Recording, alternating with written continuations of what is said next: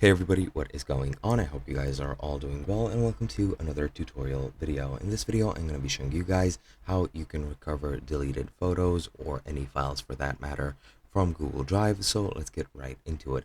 Now let's say that this video is a photo that I want to recover and I accidentally deleted it by right clicking it and moving it to trash, and suddenly I don't have the file anymore, but I really need it. Now, if you've not permanently deleted that file, what you can do is go over into your trash folder right here, and as you can see, that folder or that file is located in the trash folder.